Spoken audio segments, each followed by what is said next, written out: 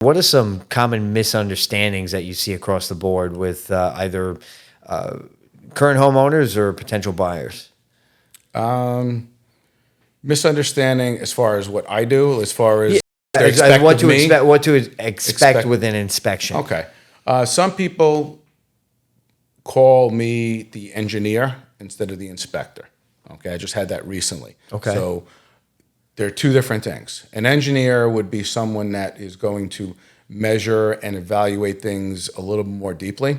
Okay, my job basically is a general viewer of the home. Okay, I'm going to walk around the outside, walk around the inside, point out anything I notice. It's a visual inspection. It's not invasive. The only thing I open up is the electrical panel to look at the wiring, and sometimes the boiler. I'll open up the cover just to take a look, but it's not invasive at all. And my job is, if I see a crack somewhere, is to point it out and say, okay, if you're really worried about this, get a structural engineer or an architectural engineer, Right. or get an electrician if there's an issue with electrical, or a plumber. So my job is to point out where to go next if they need it.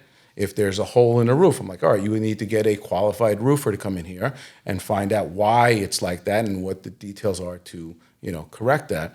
So some people expect me to tell them what's wrong, how to fix it, how much it's going to cost, like do the whole thing. And my job is just to point it out. Sure. That's all it is. I would have to imagine that your previous history as a handyman and in construction, though, is helpful in, Yes. in knowing what you're looking at. Right. Yeah, it definitely does help. One of the things I'm not allowed to do, I'm not allowed to quote prices. Okay. Even though people ask. Okay, it's one of the, New York State does not allow you to do that.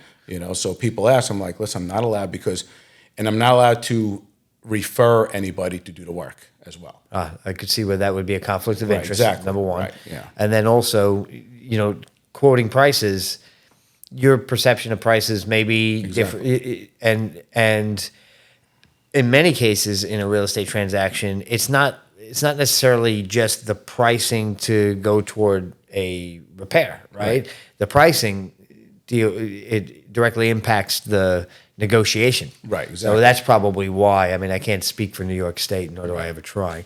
But that's probably why that you can't, Right, make exactly. those Yeah, determinations. it's not my, decision to decide what this is going to cost.